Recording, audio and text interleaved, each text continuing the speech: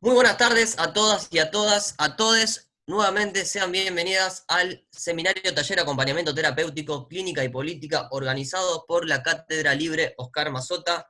Muy buenas tardes, Juli. ¿Cómo es que estás vos?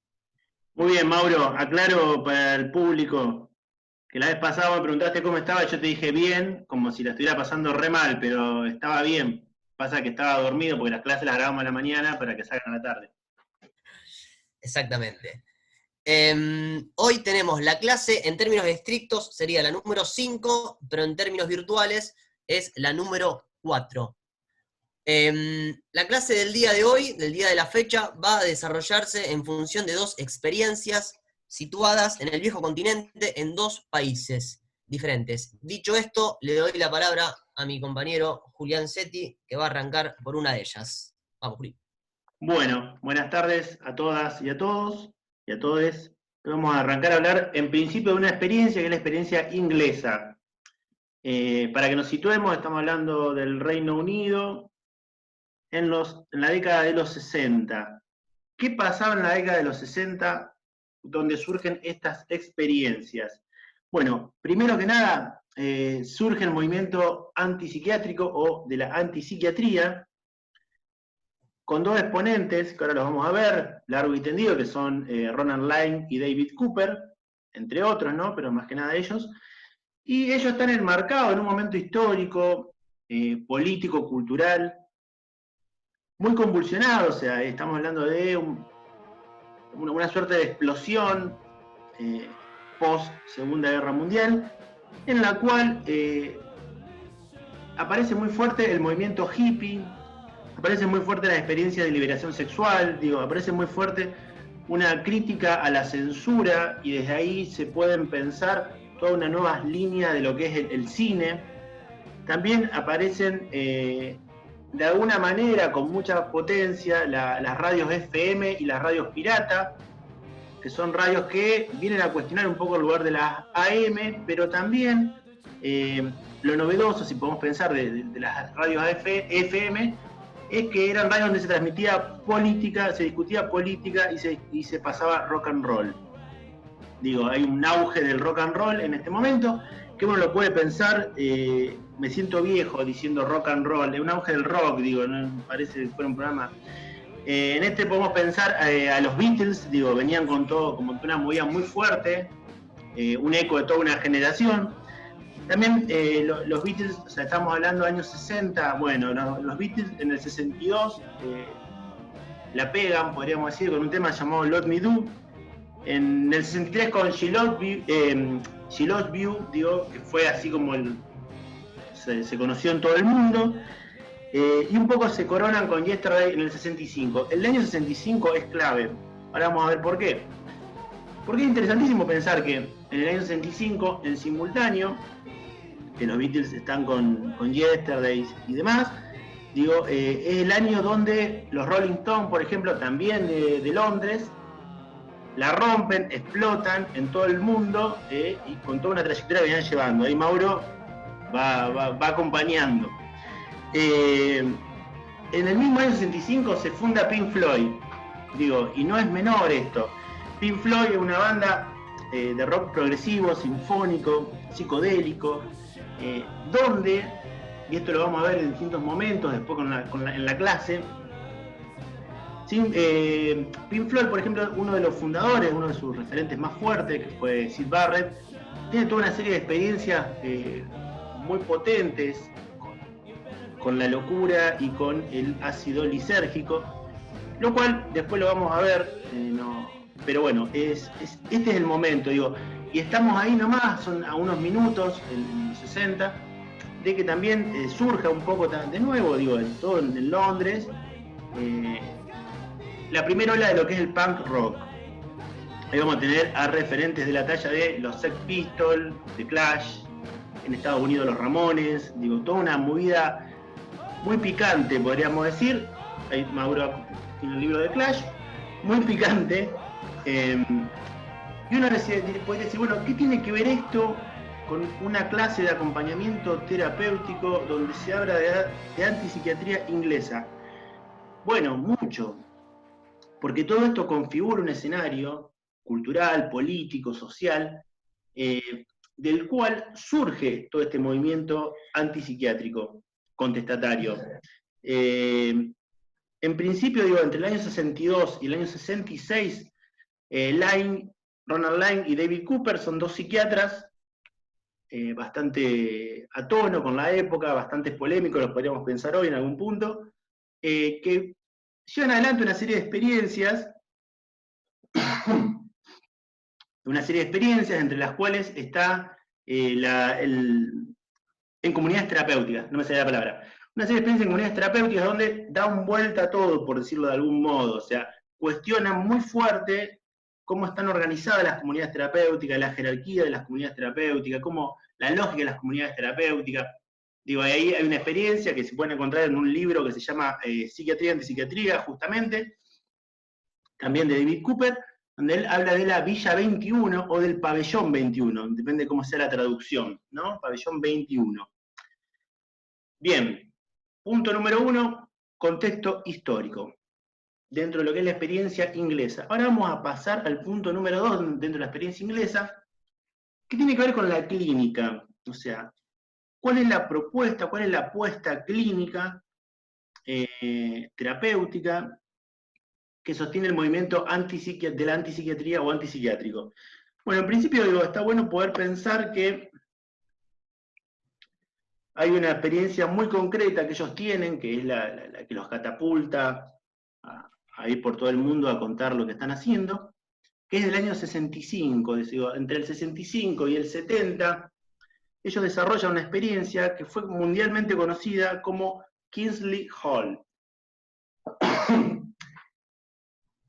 Parezco un funcionario que tosía mal, por eso me preocupo cuando toso, es alergia igual. Kingsley Hall.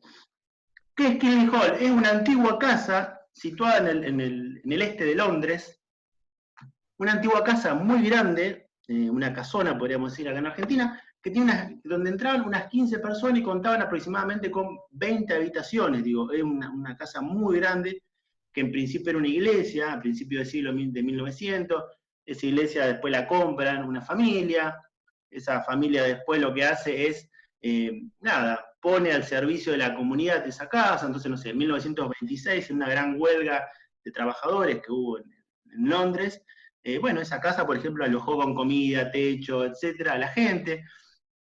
Digo, en 1931, quien vive una estancia, una estadía en esta casa, mansión o ex iglesia, es Gandhi.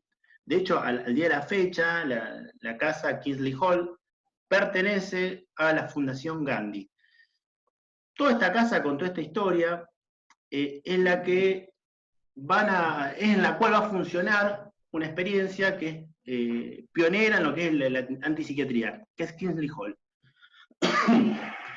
Esta experiencia dura del 65 al 70, dijimos, 69 en realidad. Para que nos demos una idea, por esta casa pasaron más de 100 personas, en general eran gente diagnosticada de esquizofrenia. Ahora, ¿qué es lo novedoso de esta casa? Pues si no parece que estamos haciendo una historia de una casa. Lo novedoso de esta casa es que tanto David Cooper como Ronald Lyne, como toda una serie de psiquiatras, se mudan a esta casa junto con todo un grupo amplio de pacientes de salud mental, de usuarios, diríamos hoy en día. En ese momento se le decía enfermedad mental, aunque estaba muy cuestionado también por la misma antipsiquiatría la idea de enfermedad, que eso también lo vamos a ver, digo, si es enfermedad, en realidad no es enfermedad mental, digo, ahí no cumple con los requisitos de lo que es una enfermedad. O sea, teóricamente, epistemológicamente está flojo de papel en la categoría de enfermedad mental. Entonces, bueno, ellos podemos pensar de pacientes, de usuarios. Lo novedoso de esta casa es que todo este grupo amplio vivía de un modo comunitario, o sea, era una comunidad, donde los que tenían más dinero aportaban más, los que tenían menos dinero aportaban menos, donde los que estaban mejor cuidaban de los que estaban peor. Digo, en este sentido se ponen en cuestión todas las jerarquías. No es que vos tenías el director de la casa o el director, no, era un modo comunitario, se discutían las ideas, cómo vivir. y va por ahí. Ahora, ¿por qué nosotros vamos a recuperar esta experiencia? Bien. En principio, digo, hay un concepto muy interesante de cómo se entienda la locura. La locura, entendido por la antipsiquiatría, no es ni una desviación ni una irracionalidad, sino que la entienden, y ahí hay una serie de conceptos que vamos a ver, como la locura sería un viaje interior para ellos, plantean. O también se puede pensar, en otros textos lo hablan de regresión. En otro texto, que lo vamos a mandar, hablan de metanoia, que es un concepto griego. Y en otro texto hablan de vida revivida. Pero, ¿qué significa todo esto? Todo esto ellos lo toman y lo piensan en diálogo con un psicoanalista inglés, que es Fueva, Donald Winnicott, psicoanalista muy interesante, que tiene una propuesta, digo, para poder pensar, que es, Winnicott dice, las psicosis no tienen tanta necesidad de ser curadas como de ser recibidas. Y esta es un poco la idea, que ahora la vamos a ir profundizando. Voy a citar un fragmento de un libro que se llama Deliberar las psicosis, de Marcelo Persia, un referente argentino, que cuando él plantea algo de toda esta línea, este texto después lo vamos a enviar, no en esta clase, pero lo vamos a enviar en otra, porque también es un texto que abarca mucho laburo, muchas experiencias. Él plantea que, dice, Winnicott afirma que enfermamos para escapar de un colapso, para componer un espejo de imágenes rotas, quebradas, indefinidas, para abrigarnos de nuestra debilidad extrema, para preservarnos de la destrucción. La enfermedad es invención de una fortaleza frágil, un conjunto de defensas locas, el intento de una fuga mal lograda. Dice que en esos momentos necesitamos de cuidados clínicos hasta poder encontrarnos de otro modo, un derrumbe, breakdown, una destrucción, una fractura, una partición, algo de lo que no tenemos recuerdo tuvo lugar en el pasado, un trastorno de madre, ausencia de abrazos, abrigo, ternura, cuidados, que no pueden ser relatados porque ocurrieron cuando aún no sabíamos de la necesidad de abrazos, de abrigo, de ternura, de cuidados. Un acontecimiento que no podemos pensar retorna como amenaza descontada de nuestra historia. Winnicott cree en el valor terapéutico de enfermar. Retoma una idea freudiana, los delirios como intentos fallidos de una reconstrucción, atiende a la psicosis como retorno de defensas que fracasan, dice que cuando un estado de fractura se vuelve a presentar, el paciente necesita hacerse un lugar para que ese derrumbe sea posible. Un espacio para hospedarse, esta vez en su propio desamparo. Bien, vamos a hablar un poco de esto. La idea sería la siguiente, tomando este fragmento muy hermoso de Marcelo Persia, que habla sobre Winnicott, que a su vez Winnicott es un interlocutor de la antipsiquiatría, inglesa por lo menos. La idea es que hay algo que de algún modo no pudo ser procesado en la primera infancia, en la constitución subjetiva. Eso que no pudo ser procesado y que generó un ambiente que enloqueció de alguna manera a alguien, retorna. Cuando eso retorna, busca expresarse. Si no hay un lugar donde eso pueda expresarse, esta persona va a estar constantemente con eso dando vuelta. No podemos pensar, no sé, voces, alucinaciones, delirios, etc. Hay algo que retorna, que alguien escuche voces en su cabeza y que esas voces digan algo, no es menor. Hay algo que se quiere transmitir ahí. Uno podría decir, bueno, está loco, Jalo, está escuchando voces. No, pero justamente la idea es darle lugar a esas voces. ¿Qué quiere decir eso? En ese sentido, Kingsley Hall se ofrece como un lugar para que todas estas personas que andan rebotando de un sitio al otro, esperando ser escuchadas, esperando poder encontrar un lugar donde expresarse, lo puedan tener en esta casa. Para que se entienda un poco la idea de regresión, citamos Winnicott de nuevo, dice: la regresión representa la esperanza que alberga el individuo psicótico de que ciertos aspectos del medio ambiente que originariamente fallaron podrán ser repetidos, con la salvedad de que esta vez, en lugar de fracasar, el medio ambiente triunfará en su función de facilitar la tendencia heredada del individuo a desarrollarse y madurar. Más allá de algunos términos que hoy en día podríamos cuestionar, digo, porque es de un texto de otra época, la idea general es la que veníamos charlando. Esto retorna y necesita encontrar un lugar donde poder salir, poder ser escuchado. Hay una investigación que pueda ser desarrollada, digo, no tanto en términos de investigación metodológica, como estamos acostumbrados en la facultad, sino en términos de investigación de que hay alguien que quiere investigar, escuchar, darle lugar a eso que le está pasando. En este caso, uno de los lugares, uno de los casos más famosos de Kingsley Hall, fue el caso que algo hablamos ya en una de las clases, de Mary Barnes. Mary Barnes, ¿quién es Mary Barnes? Mary Barnes es una enfermera, es una mujer que nace en Portsmouth, en Reino Unido. Mauro tiene problemas con el gato, la gata. Una ciudad que se encuentra ubicada a 110 kilómetros de Londres, digo. Y con el correr de los años, esta chica, Mary Barnes, se va y se forma y se recibe de enfermera. Participa como enfermera en la Segunda Guerra Mundial y en un momento tiene una crisis. Lo que se podríamos llamar un brote psicótico, si se quiere.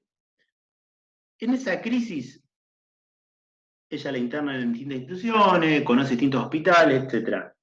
Y no encuentra mucho el lugar que digamos, o sea, no mejora. Se entera de la experiencia Kingsley Hall y va en busca de eso.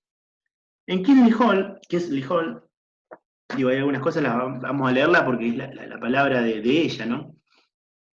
En Kingsley Hall, ella cuenta que tiene dos momentos. Un momento que ella llama de hundimiento, o sea, cuando ella le da lugar a lo que le está pasando, procede un hundimiento de su vida, o sea, un cuestionamiento absoluto de toda su vida, y después dice que hay un segundo momento de renacimiento, o sea, una vez habiendo dado lugar a todo eso que le estaba poniendo tan mal, ella puede reconstruir su vida. Esto sería el viaje interior, si quieren, o la regresión que hablábamos antes de Winnicott. Ella, a su vez, participa, digo, tiene un trabajo muy, muy cercano y una relación transferencial muy fuerte con uno de los psiquiatras del lugar, que se llama Joe Berke. De hecho, ambos dos, lo cual es una obviedad, ambos dos, pero bueno, ambos escriben un libro que se llama Viaje a través de la locura. Está muy bueno, yo acá lo tengo, no se consigue, vamos a ver si lo podemos digitalizar. Es un libro donde ellos relatan todo el proceso. Está buenísimo porque está escrito en un lenguaje muy, muy cotidiano. Y ahí podemos seguir un poco a Mary Barnes y lo que ella va planteando.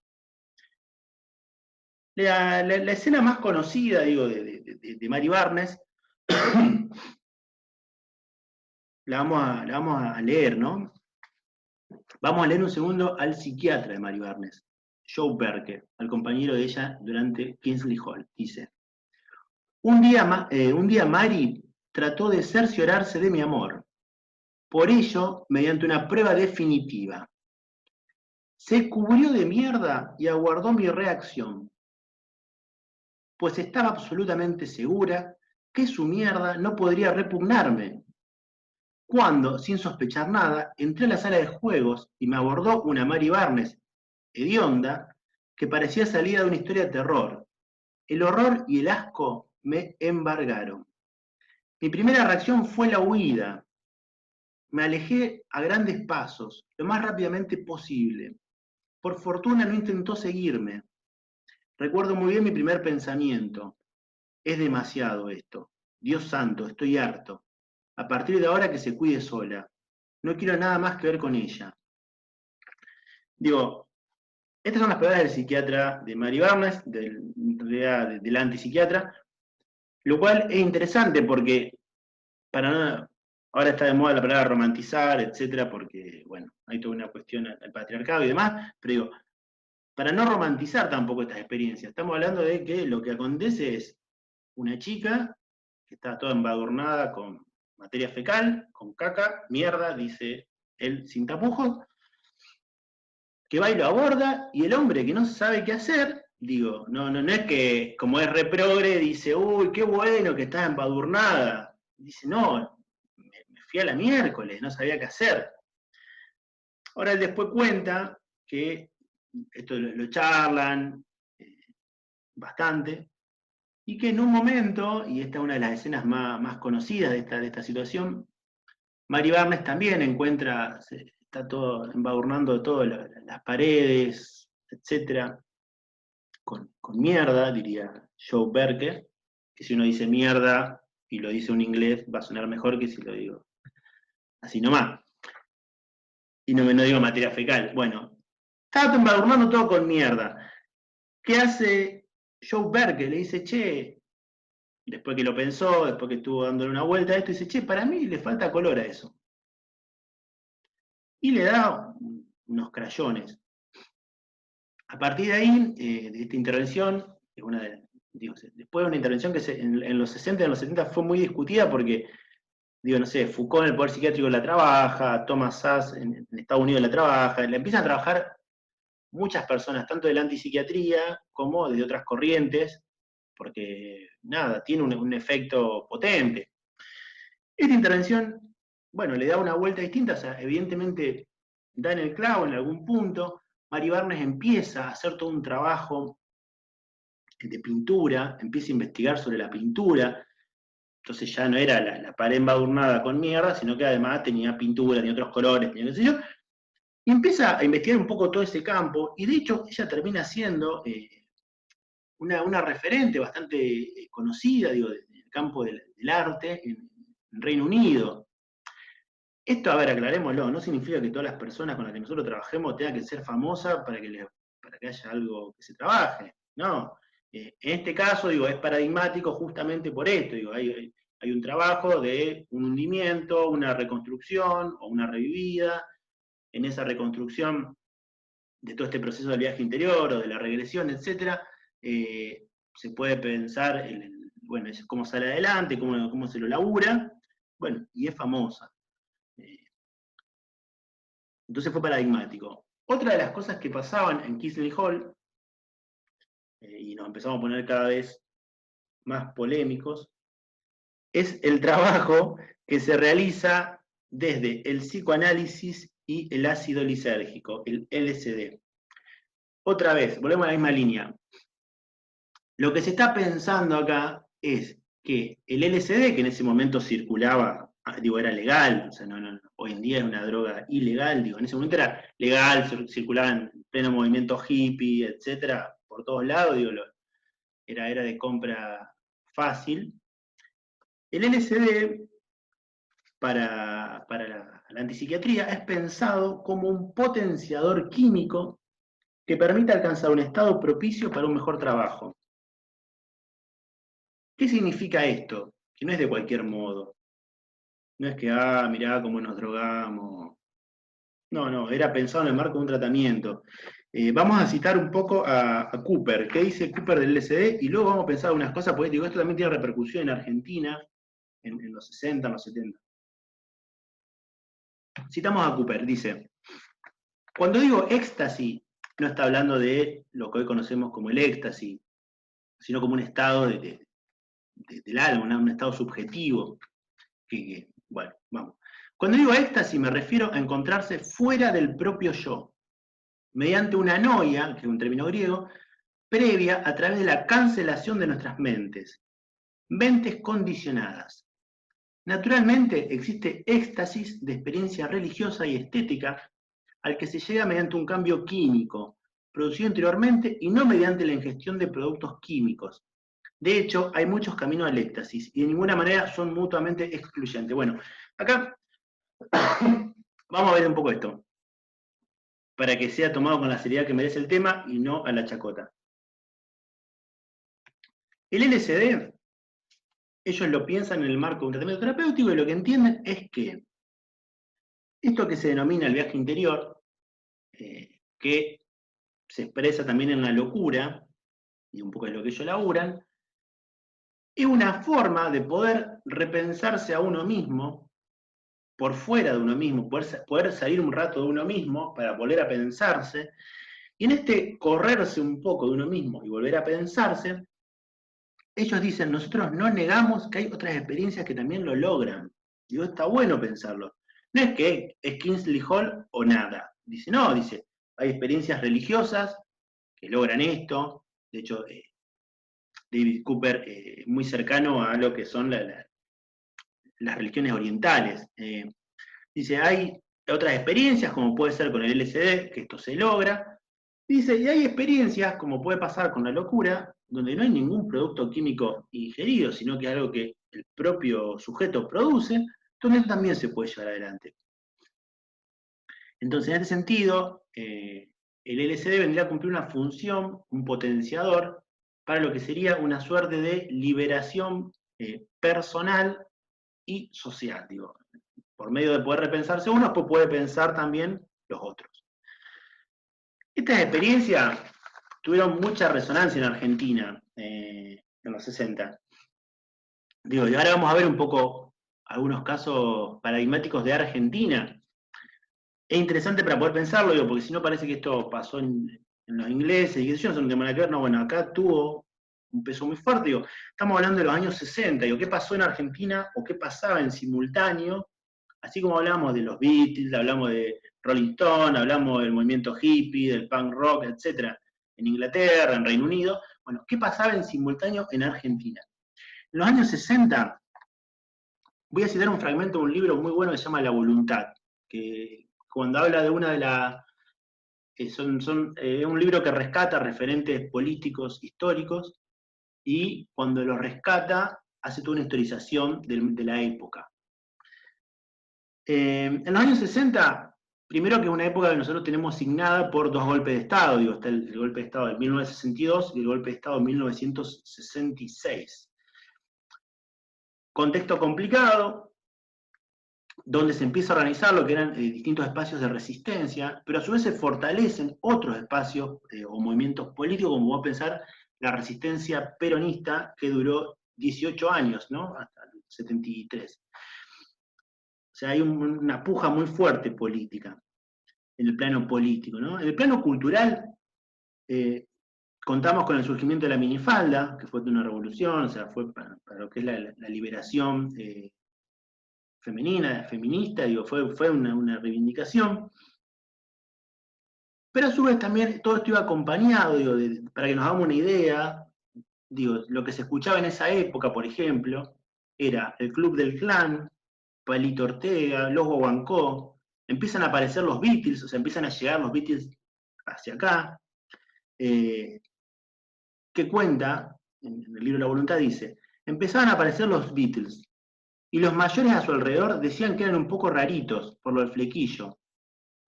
Eddie Gourmet y el trío de los Panchos, o Cuco Sánchez, eran para apretar, pero con moderación temerosa del pecado. Esto es muy bueno, muy gracioso, digo, cómo había música para bailar, había música para poder encontrarse en los bailes.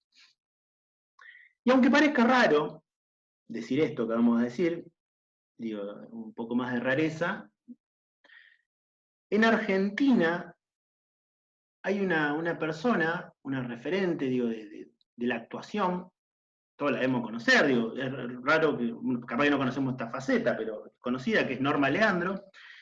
Norma Leandro tiene películas muy lindas, algunas las he visto, otras no, y una referencia, digo, en el campo cultural. Norma Leandro, digo, ella cuenta en una entrevista, bueno, ahora la vamos a ver.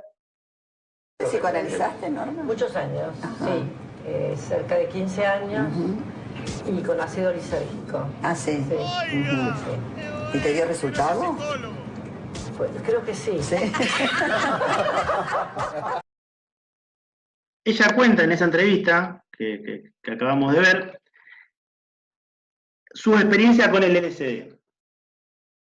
Algo que ella cuenta en una entrevista en página 12, muy extensa, y bueno, como vimos recién, en la mesa de Mirta Legrand. ¿Qué dice? Digo, cito a Norma Leandro. Nunca fui adicta.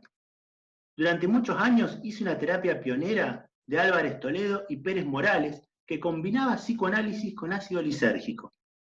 El tratamiento me sirvió para muchas cosas, aunque no para todo.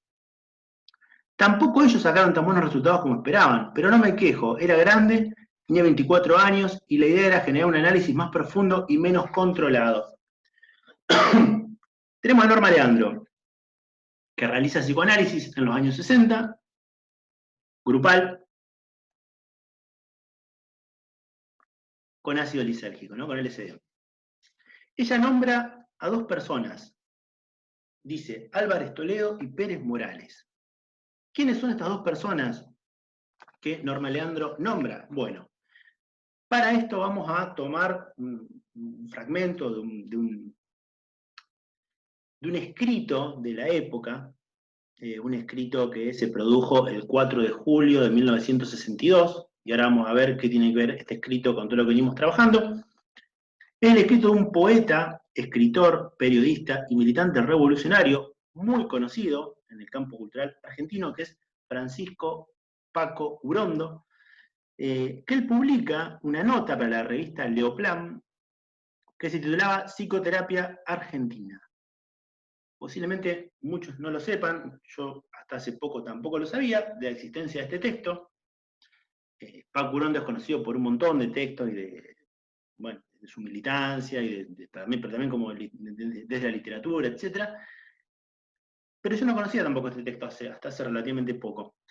El texto lo que trata hace una historización del psicoanálisis, más que nada, pero está centrado, el eje central de esto es la discusión que se da un año anterior al interior de la APA, que la APA es la Asociación Psicoanalítica Argentina, sobre justamente el LSD. ¿Quiénes dan esta discusión? Bueno, los personajes que nombra Norma Leandro, que son Francisco Pérez Morales, Alberto Fontana y Luisa de Álvarez Toledo. Ellos lo que plantean, estamos hablando del año 1961, digo, hasta es previo a lo que estamos hablando de Kingsley Hall, digo, pero es en sintonía, digo, siempre hay alguien o un grupo que es portavoz de algo que viene circulando, digo. En este caso, la experiencia Kingsley Hall y el nacimiento de la antipsiquiatría, lo que está planteando es una formalización de algo que ya viene circulando, y que alguien lo tiene que decir y, de cierta manera, que eso llegue. Bueno, Kingsley Hall llega, David Cooper llega, Lane llega y Cooper también, entre los dos llegan. Vamos a ver un poco de esto. La discusión al interior de la APA se da, y lo que plantean estas tres personas es que no hay un lugar para que se discuta científicamente. Dice, lo que se está discutiendo acá, nosotros lo estamos planteando, no es tomado de un modo de una discusión científica. Ellos hacen una crítica, digo, si uno lee el texto de Paco Urondo, dice, ellos ubican que en los años 60, en el psicoanálisis, hay prácticas que ellos llaman ortodoxas y prácticas que ellos llaman revolucionarias. Ellos, a su vez, se ubican dentro de lo que serían las prácticas revolucionarias en esta clasificación que organizan, en la cual tienen todo un trabajo con LSD, grupos y psicoanálisis. Más allá de la discusión científica que uno puede tener si esto funciona o no, ellos lo que denuncian es que no tienen lugar para discutirlo científicamente porque la institución está tomada por una estructura jerárquica que asegura su reproducción y cierta economía. Digo, muy poca gente se formaba en psicoanálisis en los años 60, había una sola institución oficial, para poder acceder era muy difícil, y había una pirámide que a medida que vos ibas llegando, te asegurabas, además de prestigio, un dinero, digo. porque todo aportan, y vos si estás en la pirámide, sería algo así como, no lo vamos a hacer tan chabacano, pero todas estas experiencias que hay ahora del telar de la abundancia. Bueno, la APA fue pionera en el telar de la abundancia. Vamos a citar a Pérez Morales. Dice, la oposición se hace contra aquellos métodos que puedan significar un cambio, una revisión, una evolución del psicoanálisis mismo, porque esto pondría en peligro la existencia de toda una estructura socioeconómica, con características de credo religioso. Interesante, digo, porque de alguna manera lo que ya están diciendo estas personas son críticas que después son muy parecidas a las que se dan en el 1971, cuando la institución se fractura con grupos disidentes muy fuertes, el grupo de plataforma, el grupo de documento. Digo, lo que pasa en Argentina no pasó en ningún lugar en el mundo. La IPA, la Internacional de Psicoanálisis, en ningún lugar en el mundo se dividió.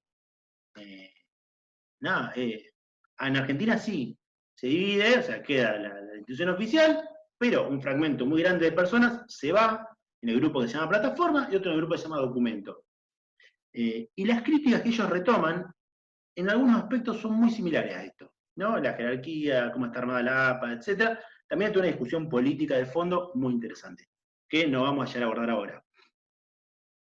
Pero bueno, hablamos del contexto en el que surge la antipsiquiatría, hablamos de la clínica de la antipsiquiatría, digo, la clínica que tiene antipsiquiatría inglesa, que está vinculada con el concepto de regresión en Winnicott, del viaje interior, como ellos lo plantean, donde lo novedoso podemos pensar es que la locura se expresa y no es una desviación o una irracionalidad, sino que hay algo que ahí quiere hacerse escuchar.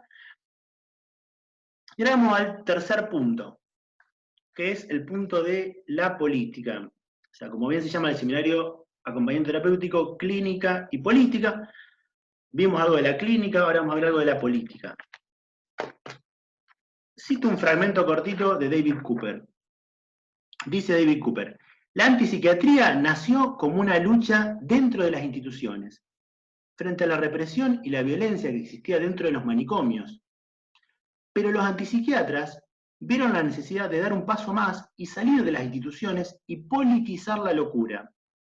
Hay que evitar que la locura sea recuperada por el sistema y que sea asesinada como posibilidad subversiva. O sea, ellos lo que están planteando es, acá la locura viene a decir algo que la sociedad no quiere escuchar. Algo hemos planteado en algún momento, creo en las primeras clases, en la primera si no me equivoco, cuando pensamos la idea de que hay un sistema productivo y quien no encaje en eso, se lo corre, en los manicomios, por ejemplo, ¿no? Bueno, la antipsiquiatría viene a denunciar esto. Dice, che, ojo, porque esta gente que ustedes están corriendo, ustedes la corren porque tienen algo para decir que no encaja con lo que ustedes plantean. Y esta es la línea política de Line y Cooper. Digo, poder recuperar esto. Ellos a su vez vienen de una tradición muy fuerte de lo que es la línea marxista, entonces todo esto lo piensan también en términos de luchas de clase, pero no descuidan tampoco la pata clínica. Entonces está bueno, digo, poder pensar esta experiencia, que por más que uno no esté de acuerdo, digo, tiene una pata política, una pata clínica, un laburo fundamentado y que da resultados. En 1965, en julio, Line funda una asociación, que es la Asociación Filadelfia, que un poco lo que plantea es un marco colectivo que intenta dar continuidad a la experiencia de lo que es Kingsley Hall. Porque tampoco vamos a quedar solo, una experiencia muy linda, sino que, bueno, salgamos a discutir esto con el resto de las personas. Para eso arma la Asociación Filadelfia. La Asociación Filadelfia, al año 70, cuando termina la experiencia de Kingsley Hall, ya cuenta con 7 casas comunitarias que toman el modelo de Kingsley Hall. En la actualidad esto sigue existiendo. Digo, en Reino Unido, de hecho, en este momento hay aproximadamente 20 casas comunitarias. Pero, ahora vamos a ver algunas cosas, digo, también para pensar la actualidad, los efectos que esto sigue teniendo. Ellos en el año 67 organizan lo que se llamó el Congreso de antipsiquiatría de la dialéctica de la liberación. Digo, escuchemos los términos: dialéctica, liberación, antipsiquiatría. Digo, quien más o menos conozca un poco de algunas cuestiones de filosofía, la idea de la dialéctica es muy fuerte, digo, en autores como Hegel, que después toma Marx, para pensar que hay una tesis, una antítesis y una síntesis. Entonces, la antipsiquiatría estaría del lado de la antítesis. O sea, vos tenés una tesis, que es lo que propone la psiquiatría, una antítesis, que es lo que propone la antipsiquiatría, y el tercer paso, naturalmente, sería una síntesis que trascienda y supere ambas posiciones. Ahora, en este congreso de la dialéctica de la liberación, podemos pensar que la liberación sería el tercer momento, o sea, poder liberarse de estas estructuras que oprimen y que a su vez, digo, corren a la locura del circuito social. Tuvo referentes muy importantes, digo, no sé, Marcuse, Herbert Marcuse, que es un referente de la Escuela de Frankfurt, participaron varias referencias internacionales. Ellos dicen, un poco esta línea política, dicen una frase que es bastante fuerte, digo, la vamos a retomar para que podamos pensar un poco esto. Dicen, lo que se busca es crear una verdadera conciencia revolucionaria, uniendo la ideología a la acción, en los individuos y en las masas, sin rechazar la violencia si fuera necesaria. Bueno, no es políticamente correcto para la época nuestra, pero en esa época, no sé, hay que pensarlo, digo, no sé, lo que está pasando en Estados Unidos ahora, digo, no, qué sé yo. Digo, sigamos. Entre el 72 y el año 1974, Cooper realiza una serie de viajes a Argentina. Él dice, Argentina es interesante lo que está haciendo. Siento ahí cierta afinidad con los planteos que están dando en Argentina. De hecho, vamos a citar un fragmento de Cooper sobre la Argentina. Él dice, él hace un primer viaje a la Argentina en los 60 y vuelve en el 72 y el 74. Y dice, regresé a la Argentina por varias razones. Una es que aquí hay una gran tradición psicoanalítica formada por Enrique Pichón Rivière, Mary Langer y Emilio Rodríguez, entre otros. Esta tradición ha dado como resultado que muchos jóvenes psicólogos y médicos se rebelen contra las instituciones que deberían haberlos formado y estén dispuestos a recibir nuevas ideas. Particularmente son de naturaleza anti-institucional. También, probablemente, y digo probablemente dada la ausencia de estadísticas, porque aquí hay un porcentaje de gente, de mucha gente que hace terapia.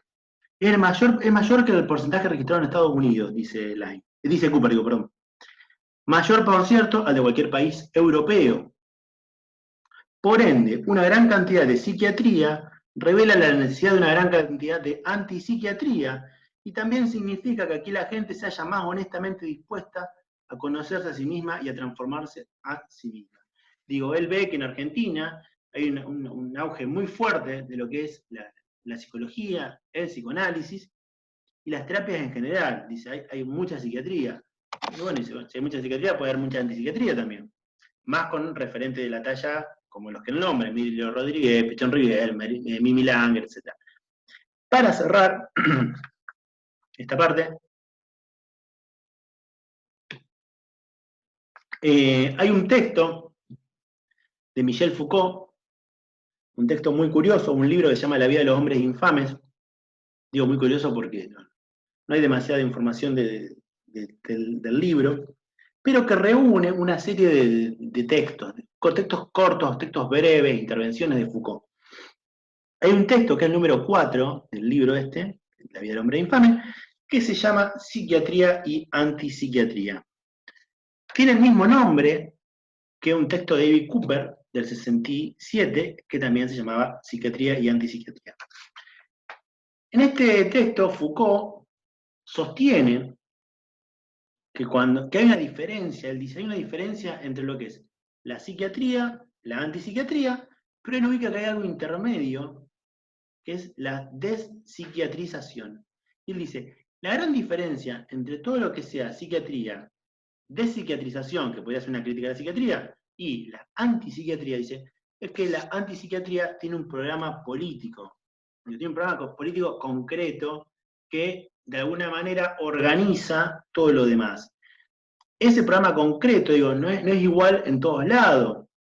De hecho, él cita, nosotros lo vamos a citar, él plantea, dice, que lo propio de este programa político es poder enfrentar a un poder que él va a nombrar en este momento, poder psiquiátrico, ¿no? Dice, bueno, da algunos ejemplos, dice, evitar ese poder bajo la forma de contrato dual y libremente consentido por cada una de las partes es la propuesta de Thomas Szasz, que es un antipsiquiatra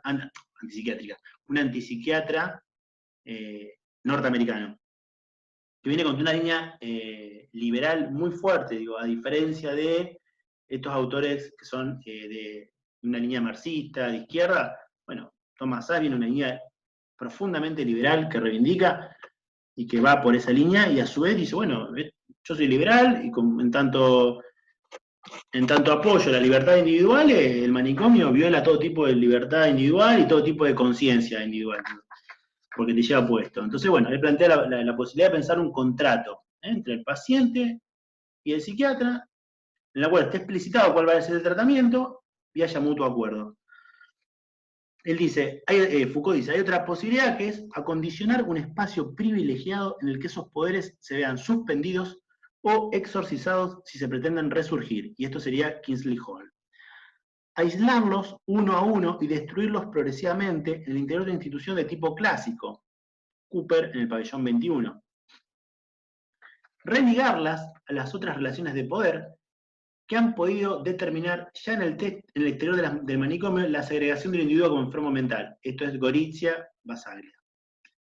Dice, las relaciones de poder constituyen el a priori de la práctica psiquiátrica. Dice, todo bien, discutamos la cuestión terapéutica, pero a ver, no nos olvidemos que esto está condicionado por una serie de relaciones de poder que ya te marcan la cancha de entrada y te dicen que está bien el manicomio. Entonces si te dicen que está bien el manicomio, vos puedes discutir cómo mejorar ahí adentro. Le dice, bueno, no, pará, la antipsiquiatría justamente dice, no, pará.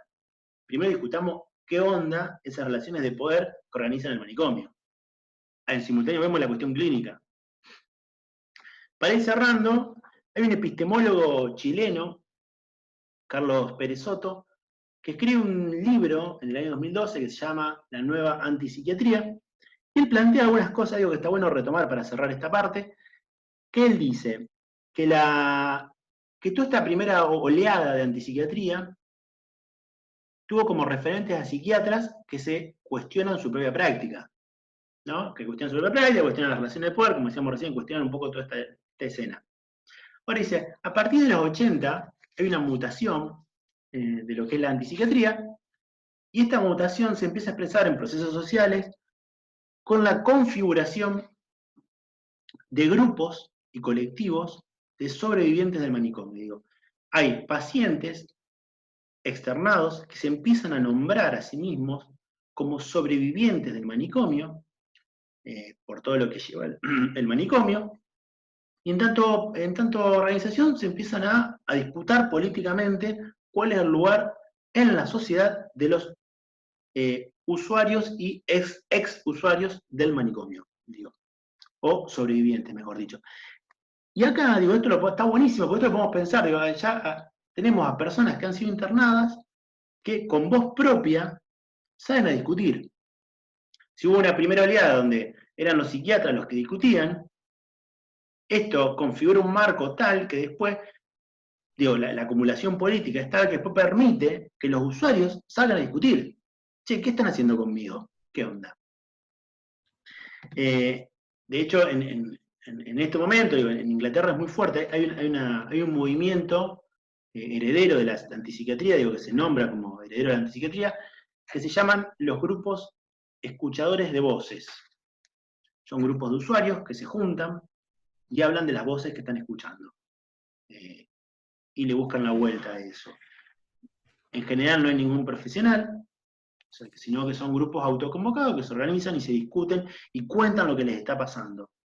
Digo, poder nombrar lo que te está pasando no es poca cosa en una sociedad que enseguida te va a mirar mal si vos hablas que escuchás voces. Bueno, para ir cerrando, ahora ya se está escuchando una música que anticipa lo que se viene. Digo, en la ciudad de Rosario tenemos a la Asamblea de Usuarios por Nuestros Derechos, se llama, una asamblea que surge en el 2013. En el 2015 surge el Movimiento de Usuarios y Trabajadores en Defensa de la Ley Nacional de Salud Mental. Digo, son movimientos que retoman toda esta línea. Un dato de color, y ya lo dejamos con lo que anticipa esta música. Ronald Line atiende en un momento a Syd Barrett, ¿no? Y ahí podemos pensar este cruce que arrancamos diciendo entre movimiento psicodélico, los hippies, etc., y la antipsiquiatría. ¿Quién es Syd Barrett? Como dijimos antes, bueno, Syd Barrett es el fundador de Pink Floyd, digo, o sea, lo atiende. Line dice, bueno, che, yo no puedo hacer nada acá, discúlpenme, tiene su límite también, digo, no era Superman. Así que bueno, ahora lo dejamos con Mauro, que va a hablar de, nos trasladamos de Inglaterra a Italia, y Mauro les va a contar otra cosa. Bueno, perfecto, Juli, este pasaje por Kingsley Hall, por Laney Cooper, por la antipsiquiatría. Llegamos entonces al ritmo de esta música que estaba sonando a Italia. Vamos a situarnos en lo que es el escenario de posguerra, justamente inaugurado por la Segunda Guerra Mundial, que finaliza en el año 1945. Apelamos, como lo venimos haciendo, a la historia de este país para situar el sistema gubernamental. Yo les voy a pedir paciencia, bien, porque vamos a llegar a un punto y esperemos que todo esto tenga lógica en el argumento. A ver, en el año 1861, los diferentes estados, bien, se unifican en Italia, bien, y se funda lo que es la monarquía constitucional. Esto dura del año 1861 a 1946, bien. En ese entonces, el gobierno estaba dividido en un rey, que es el jefe de Estado, y un presidente del Consejo de Ministros, que es el jefe de gobiernos. Bien, en el 46 es un referéndum que lo retoma la Constitución del año 1948 y se inauguran el régimen presidencial. ¿Por qué nos interesa esto? Porque desde el año 1922 al año 1943, Benito Amilcare Andrea Mussolini es quien ocupa el cargo de primer ministro del Consejo. Bien, ¿quién fue Benito Mussolini? Bueno, fue un dictador, un político y un militar que lleva el partido nacional fascista al poder y conduce los destinos de Italia como presidente del Consejo de Ministros del año 1922 hacia el 43, y del 43 al 45 está a cargo, es guía de lo que es conocido como la República Social Italiana. ¿Qué pasa? Nos interesa esto para ubicar cuál es el rol de Italia en la Segunda Guerra Mundial. Lo podemos pensar en dos tiempos, ¿bien? El primero de ellos es cuando Mussolini se alinea al ejército de la Alemania nazi en el año de 1940. Ahora bien, la antesala de eso son la relación que empieza a tejer Mussolini con Hitler durante el 30, bien, la cual Italia combate en las filas de la Alemania nazi hasta que cae Mussolini en el año 1943. En ese entonces, todo esto fue avalado por quien era el rey de Italia, que es Víctor Manuel III, que en el 43 firma un armisticio, que es el cese de fuego momentáneo, bien, pero hay un problemón, en el sentido en que al norte del país italiano estaba ocupado por el ejército de la Alemania nazi, que funda esta República Social Italiana, que va a nombrar a Mussolini, que no es ni más ni menos que un estado títere de la Alemania nazi, así se conoce, esto que duró apenas 2 años, y al sur de Italia, bien, disputa que hasta el día de hoy existe entre el norte de Italia y el sur de Italia. Bueno, por supuesto, nuestro líder, don Diego Maradona de la Villa Fiorito, pertenece a Nápoles, que es el sur de Italia, bien.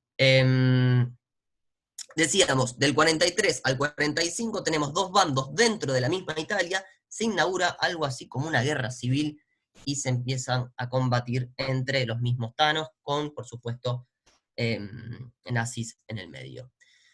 ¿Por qué traemos esto? ¿Por qué recuperamos este fragmento de la historia?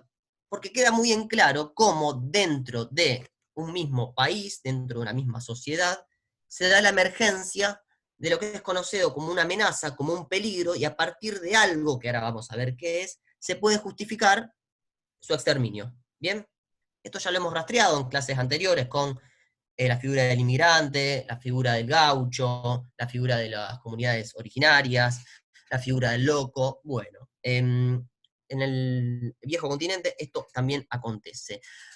Nos vamos entonces a el 17 de marzo del año 1976. Ahí el autor Michel Foucault, en el curso que dicta en el Collège de France, que se llama Defender la sociedad, tiene la hipótesis central que nos va a permitir justamente abordar esta cuestión de Italia, pero para poder pensarla luego en términos clínicos de lo que acontece en las instituciones psiquiátricas, que es algo que inaugura Juli con esta pata política de la antipsiquiatría. Bien, el autor ahí ubica su hipótesis, que es el nacimiento del racismo en el Estado. Bien, nos grabamos eso, es el nacimiento del racismo como un mecanismo dentro del Estado. A partir de ahí hace un recorrido histórico y distingue dos tipos de poderes. Bien, vamos a ir despacio, yo les pido a ustedes que presten atención, bien, que todo esto en algún momento se va a ir acomodando. El primero de ellos es el poder soberano. El poder soberano lo define Foucault como aquel que puede hacer morir y dejar vivir. El soberano tiene sobre el súbdito la posibilidad de eliminarlo, de matarlo. En el momento en el que tiene la posibilidad de eliminarlo o de matarlo, ejerce el derecho de la vida. El soberano hace morir y deja vivir. ¿Bien? A mediados del siglo XIX hay una serie de transformaciones que no van a suprimir el derecho soberano, sino que lo van a transformar, bien, lo van a completar, bien, y aparece la emergencia justamente de un nuevo poder que lo penetra, lo modifica, que ya no va a ser el de hacer morir y dejar vivir, sino que se va a tratar de hacer vivir y dejar morir. ¿Bien? Hasta ahí, dos poderes, el del soberano y este nuevo, que todavía no señalamos su nombre, que hace vivir y deja morir. Para ser un poco más claros, el autor francés, bien, nos lleva a las tecnologías de poder que intervienen en estos dos tipos de derechos y o poderes. Está la tecnología del poder disciplinario, que actúa sobre el cuerpo individual, bien, pensemos, si queremos, en una fábrica, la disposición de los cuerpos, en el tiempo, siempre en un escenario de vigilancia, bien, que los cuerpos estén en serie. Bueno, también podemos pensar en la ciudad, en estos dos términos de donde se encuentran viviendo, el trazo de las mismas, dentro de las casas, la configuración de nuevos espacios. Bueno, ahora bien, esto por la vía de un poder disciplinario que cae sobre el cuerpo de los hombres individuales. A partir de la segunda mitad del siglo XVIII, aparece este otro poder que ya no cae sobre el cuerpo individual, ¿no? Sino más bien cae sobre el hombre especie, ¿bien? Sobre la población. ¿Y sobre qué tipo de procesos de la población? Ya no se va a encargar de la muerte individual, sino la aparición de las demografías, por ejemplo. Entonces, los procesos en los que interviene este nuevo poder que hace vivir y deja morir son en las tasas de reproducción, los promedios de defunción, la producción de una sociedad, los efectos que produce la enfermedad dentro de esa producción, bien, son procesos a gran escala, por así decirlo, y es el pasaje de la anatomopolítica del cuerpo individual a la biopolítica de la especie humana. Bien, para ser más claros y sin tantas vueltas, es el pasaje del individuo a la población. Este nuevo poder es conocido como biopoder. Bien, antes teníamos el poder del soberano, ahora tenemos un biopoder. ¿Qué va a hacer el biopoder? Va a regularizar la población. ¿Bien? Entonces, ahí lo hemos laburado en la clase anterior, en la otra también. Por ejemplo, ya no es la medicina sobre el cuerpo, sino aparece la higiene pública. La higiene pública, ¿qué hace?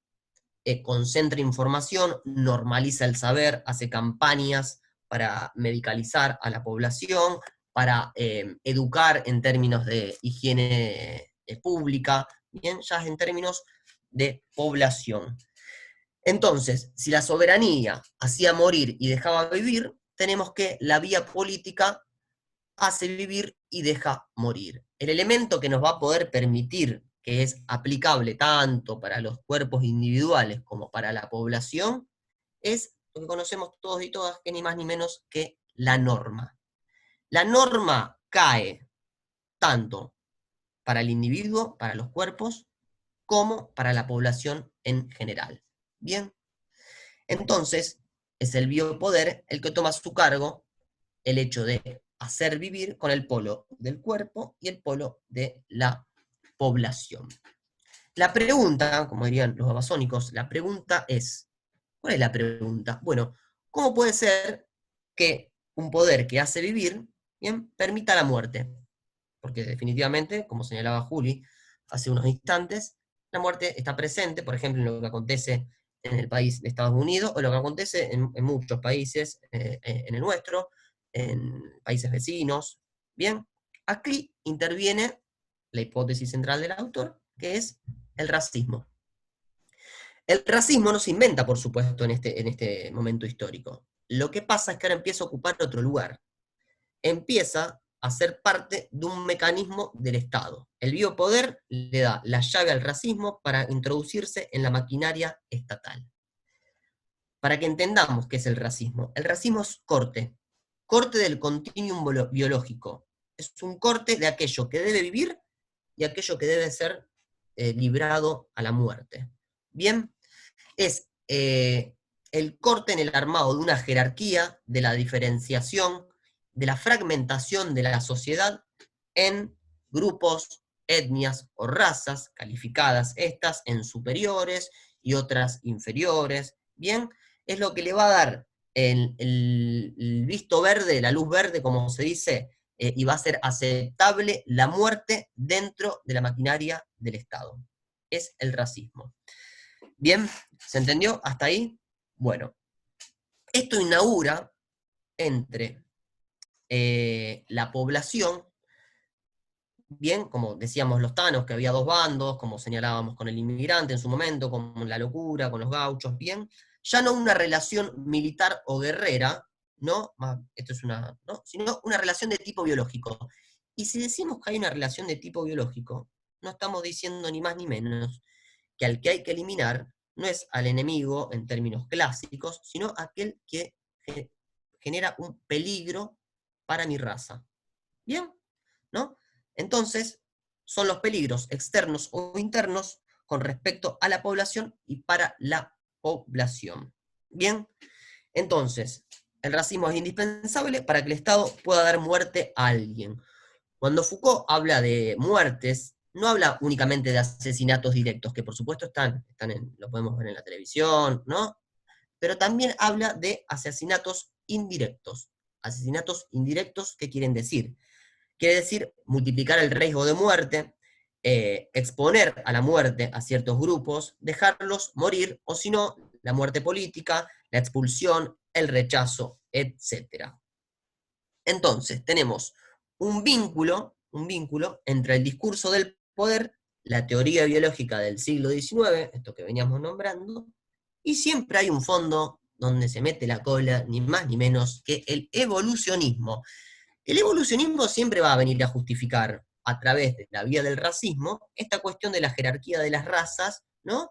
Una cosa media darwiniana, ¿no? Que sobreviva el más superior, el más apto.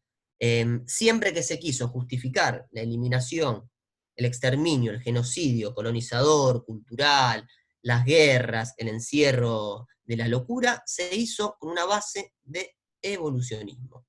Bien, pensémoslos en términos de guerra. Ya la guerra clásica, en la que había que eliminar al enemigo, esa pata está. Ahora bien, además de eliminar a la raza del enemigo, bien, tengo que regenerar mi propia raza. Entonces, mientras más caigan de las filas propias, bien, se va a purificar la raza. Esto lo escuchamos en comentarios, bien, de la vida cotidiana, en discursos políticos muy peligrosos, y por supuesto en políticas, ¿no?, que dejan morir. Bien, acá tenemos claramente el biopoder, que sí, hace vivir, pero también deja morir. Perfecto. Bueno, con la criminalidad, con la peligrosidad puesta en la locura, es justamente el biopoder, con una base de racismo y evolucionismo, el que justifica el encierro. Bien, y ahí ya nos da pie para meternos con una figura clave, principal, la nombró Juli, y es, me parece, un puente, un nexo entre las experiencias de la antipsiquiatría inglesa con lo que va a acontecer en suelo italiano, ni más ni menos, hablamos de Franco Basaglia. Franco Basaglia es un psiquiatra italiano, ahí tenemos el libro brillante del año 1968, La institución negada. Bien, viene del palo del marxismo, no es un dato menor, todo lo contrario. Se forma en Inglaterra, toma el modelo de la comunidad terapéutica, que ahora vamos a ver qué significa la comunidad terapéutica, bien, y sigue los pasos de Francesc Tosquel, que es un francés, fue enfermero, se encargó del hospital Saint-Alban, después cuando fue médico lo dirigió, y ahí inaugura una nueva dimensión institucional, sostenida en bases psicoanalíticas, con la emergencia de un nuevo lenguaje, con una experiencia revolucionaria también en términos de psiquiatría. Como decíamos hace instante, en el 68 escribe La institución negada. Ya nos da una pista, la institución negada. ¿Qué querrá decir negar la institución? Bueno, uno de sus capítulos, que se los vamos a pasar para que lo lean, y es brillante, y por eso vamos a tomar una serie de citas que nos pareció necesarias poder traer la palabra de Basaglia, ¿bien? Uno de esos capítulos, decíamos, es la institución de la violencia. Bien, nos dice Basaglia, de arranque, que la lógica manicomial, esto que venimos trabajando clase tras clase, no es patrimonio del manicomio, en absoluto. Esta está presente en todas y en cada uno de los diversos escenarios institucionales de la vida cotidiana. Dice Basaglia, atentas y atentos. Las instituciones sobre las cuales se basa nuestra sociedad poseen un denominador común, que es la violencia ejercida por aquellos que están de parte del sistema sobre aquellos que se encuentran irremediablemente colocados bajo su dominio. La familia, la escuela, la fábrica, la universidad, el hospital son instituciones basadas en una clara distribución de papeles. La división del trabajo, señor siervo, maestro-alumno, dirigente-dirigido. Tajante separación entre los que detentan el poder y los que no lo detentan. Relación de opresión, esto habló Julián, y de violencia entre poder y no poder, que se transforma en la exclusión del segundo por el primero. Atentas y atentos. La violencia y la exclusión se hallan en la base de todas las relaciones susceptibles de instaurarse en nuestra sociedad. ¿Qué pasa? Tenemos a Italia, tenemos el fin de la Segunda Guerra Mundial, lo hablamos en la primera clase virtual, segunda clase estricta, problemas de números, emergencia de los estados de bienestar, de las sociedades de bienestar. ¿Qué pasa? Pasa que las sociedades de bienestar no pueden exhibir así, no pueden mostrar este rostro de violencia que se ejerce, ¿bien? Entonces, ¿qué hace? Porque si lo muestra, digo, genera una contradicción sobre sus bases. ¿Qué hace? Inaugura un nuevo sistema y muda toda esa violencia que antes estaba a la vista, ¿bien? La muda a los técnicos, ¿bien? A los técnicos y a las técnicas les otorga un nuevo poder para que estos, con modelos un poco más sutiles, más disfrazados, ejerzan lo que es conocido como la violencia técnica. Y la violencia técnica tiene como resultado, ni más ni menos, que nuevos excluidos. ¿Bien? Entonces, los técnicos que tienen a su cargo el poder que les otorga la sociedad, ¿bien?, van a ser los encargados de que ese objeto de violencia se adapte a dicha violencia. Esto es un trabalengua. Dicho objeto de violencia se adapte a esa violencia que se ejercen sobre ellos, sin adquirir ningún tipo de conciencia de este proceso, ¿bien?, desconociéndola, y a su vez evitando, y acá tomamos la violencia que hablaba Julián anteriormente, evitando que los mismos que son objetos devengan sujetos de violencia real contra esta violencia que se ejerce contra ellos. Bien, digo, es un trabalengua, pero a su vez es muy claro. ¿no? Es la mistificación de una violencia a cargo de los técnicos, ¿bien? Para que el objeto siga siendo objeto de violencia, ¿no? Traemos a Basaglia, nuevamente, institución de la violencia. Atentas y atentos. El nuevo psiquiatra social, el psicoterapeuta, el asistente social, el psicólogo de empresas, el sociólogo industrial, solo por citar algunos ejemplos, nos dice Basaglias, y esto lo decimos nosotros. Y atentas y atentos porque a este lugar puede ir derecho el acompañamiento terapéutico. Bien, retomo. Son únicamente los nuevos administradores de la violencia del poder, en la medida en que, suavizando asperezas, disolviendo resistencias, resolviendo conflictos engendrados por las instituciones, se limitan a permitir, mediante su acción técnica aparentemente reparadora y no violenta, la perpetuación de la violencia global. Violencia global. Su tarea, que se denomina terapéutica orientadora, consiste en preparar a los individuos para que acepten sus condiciones de objeto de violencia, trabalengua que dijimos recién, dando por sentado que, más allá de las diversas modalidades de adaptación que puedan elegir, ser objeto de violencia es la única realidad que les está permitida. ¿Bien? Si antes dijimos que el evolucionismo, a través de la diferencia biológica sostenido en el racismo, ¿bien? Daba cuenta de cierta inferioridad, ¿no? Bueno, ahora la violencia técnica va a venir a aceptar eso, a decir lo mismo, pero en términos científicos, ¿no? Entonces, el acto terapéutico, ¿qué hace? Relega a un acto discriminatorio anterior de una violencia global previa. Esto lo nombró Juli anteriormente, ¿no?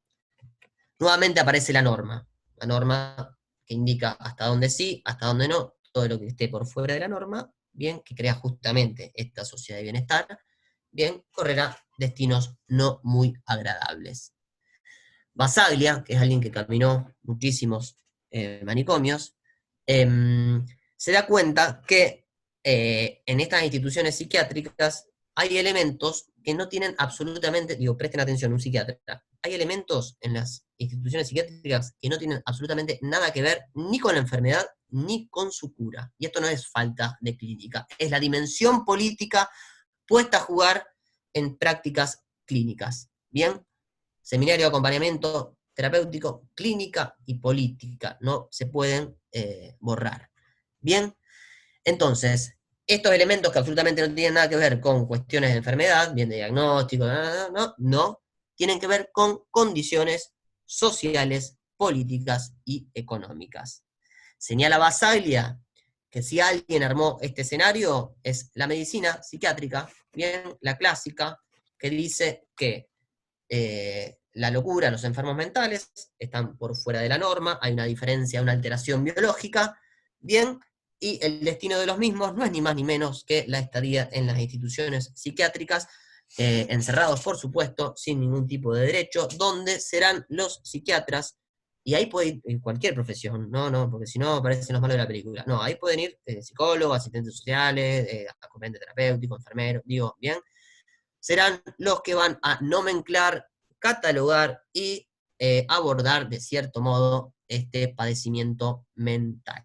Bien, tenemos entonces, y ya nos vamos metiendo en lo que es un clima de las instituciones psiquiátricas, y vamos a ser un tanto crudos porque esto nos va a permitir poder repensar las prácticas de lo que acontece allí, para pensar, bueno, esta propuesta que ahora nos va a traer Basaglia, por demás de rica. Decíamos, en las internaciones en las instituciones psiquiátricas, entre el médico y aquel que llega a pasar un tiempo largo, que las más de las veces no se sabe cuánto va a ser, que es la caída del tiempo, que es grave, hay un excesivo aumento del poder por parte del médico, bien, que no necesariamente es técnico, y ustedes sabrán a qué me refiero con esto, hay un aumento excesivo en los médicos, y un aumento directo, una pérdida de poder directo en lo que es el enfermo. Bien, Basaglia nos dice, por el simple hecho de ser internado en un hospital psiquiátrico, el enfermo se convierte automáticamente en un ciudadano sin derechos. Presten atención, en un ciudadano sin derechos, abandonado a la arbitrariedad del médico y de los enfermos, que pueden hacer de él lo que quieran, sin posibilidad de apelación. Acá vamos a tener a Ulloa, ya lo hemos nombrado, pero vamos a recuperarlo. También con el tercero de apelación, lo vamos a trabajar en clases que vienen. Sigue Basaglia. En la dimensión institucional, la reciprocidad no existe, y por lo demás, esta ausencia no es en modo alguna disimulada, todo lo contrario, es grotesca. Aquí es donde puede verse, y acá atentas y atentos, aquí es donde puede verse lo que la ciencia psiquiátrica, en tanto que expresión de la sociedad que la delega, bien, la sociedad le delega un poder a la ciencia psiquiátrica, y esta ciencia psiquiátrica ha querido hacer del enfermo mental. ¿Se entiende? Esta mistificación de la violencia sostenida en la violencia técnica, ¿no? Esta exclusión o esta expulsión por parte del así llamado enfermo mental poco tiene que ver con términos biológicos o lo que fuere, sino más bien con condiciones socioeconómicas. Este es el planteo de Basaglia, decíamos que venía del palo del marxismo, y articula clínica y política de un modo radical. Bien, a partir de ahí hay una cuestión que está a las claras, que es muy simple, que tiene que ver con aquel que, por su condición económica, digo, ejemplificamos las palabras de Basaglia, puede costear su estadía en una institución privada, donde los efectos de deshistorización no van a ser tan graves, va a seguir conservando el lugar que tiene la sociedad, va a seguir conservando la mayoría de sus derechos, decimos la mayoría porque algunos los pierde, ¿bien? Y con esto no estamos haciendo apología de las instituciones psiquiátricas privadas, todo lo contrario, las más de las veces pueden ser más películas de terror, digo, pero cuando alguien dispone de recursos económicos, tiene la posibilidad al menos de que su destino no sea el mismo de terminar en una institución psiquiátrica estatal, donde los efectos de deshistorización, de institucionalización y de violencia institucional se ejercen con mucha más violencia. A partir de eso nos parece pertinente compartir con ustedes un fragmento de Franco Basaglia, para que lo escuchen ustedes, que articula lo que acontece en estas instituciones psiquiátricas y lo liga a algunas partes de nuestra historia. Son apenas 1 minuto y medio, los dejamos con este fragmento y ahora retomamos. Pero la solución no estriba en decir cuál es el origen de la enfermedad mental. Pienso que lo importante es el trato que se le va a dar al enfermo mental. Porque desde el momento en que a un hombre enfermo, a un enfermo mental, a un loco, se le arroja en la cárcel, como es en realidad un manicomio, yo digo que este hombre ya no es nada, que ha quedado nulificado. Hay un libro muy importante en Italia que describe lo que era la situación dentro de los campos de concentración nazis. Este libro se llama ¿Es esto un hombre?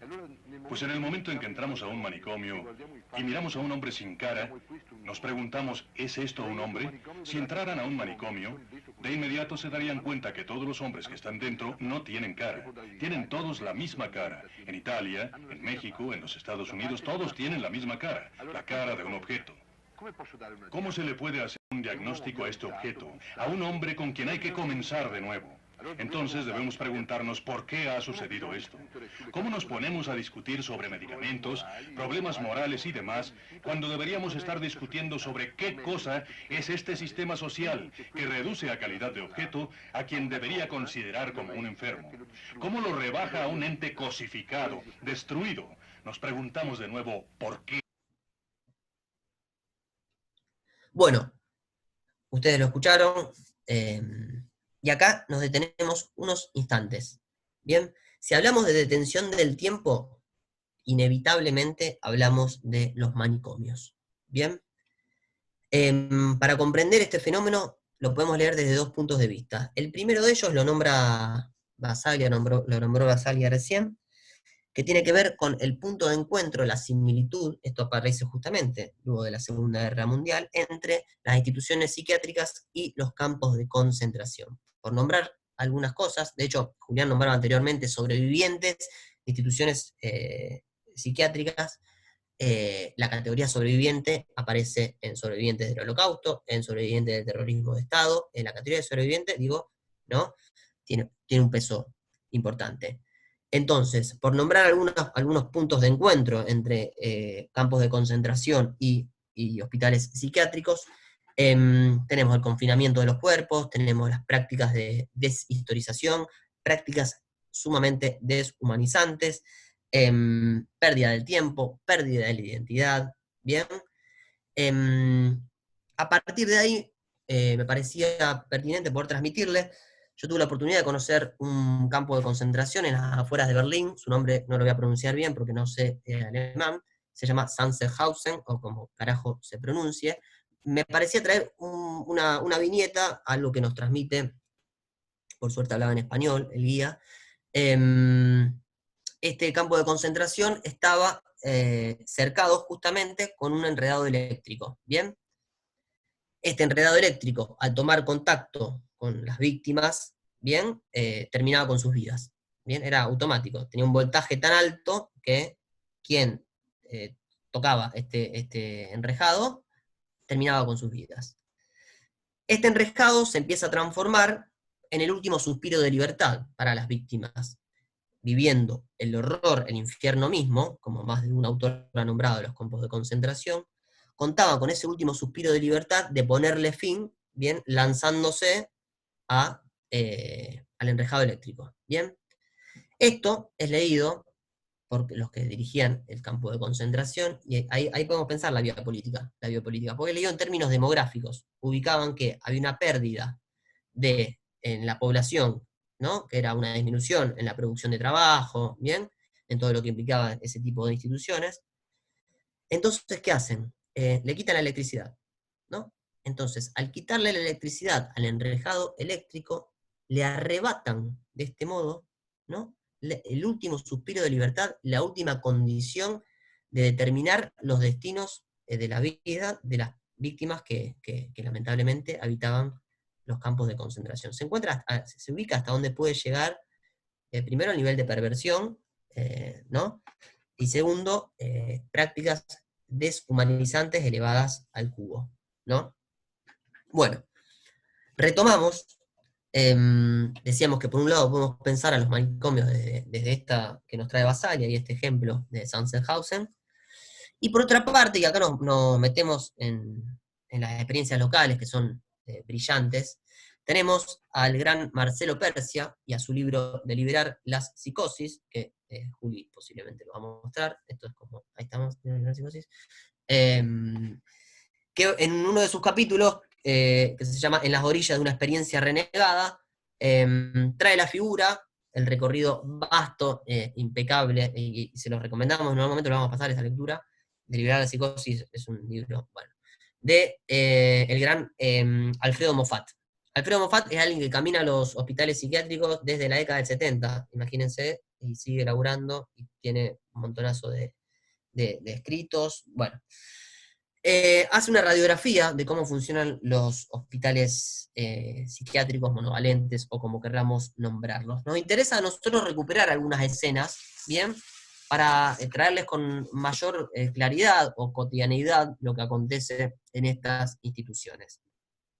Retomábamos que los destinos de aquellos, vamos a nombrarlos así vulgarmente, locos adinerados y de los locos pobres, tienen justamente distintos destinos. Bien, en esto Moffat estuvo laburando un año en el Brooklyn State, un hospital de Nueva York, ¿bien? Y compara esto que ve en Nueva York con lo que pasa en el hospital Borda. Del Borda hablamos en la clase anterior. Bien, tenemos dos consecuencias de las psicosis institucionalizadas. Por un lado, una tecnificación de la locura, robotizada, bien, ahora vamos a leer un fragmento, y por otro lado es la producción de psicosis más ligadas a lo que son pacientes lincheras. Así, traemos esto, digo, porque tiene una fuerza para entender esto que nombramos anteriormente de los recursos económicos. Dice Moffat, relata que Brooklyn State trata a los pacientes con respeto, todo bajo vigilancia. Los enfermos pierden autonomía hasta en decisiones pequeñas. Necesitan de una orden para caminar o detenerse, parecen máquinas controladas a distancia. Escribe, los ambientes del hospital son extraordinariamente limpios, no existe ninguna de las formas de indignidad por la pauperización, las ropas limpias, la comida limpia, agrega, el cerebro limpio también.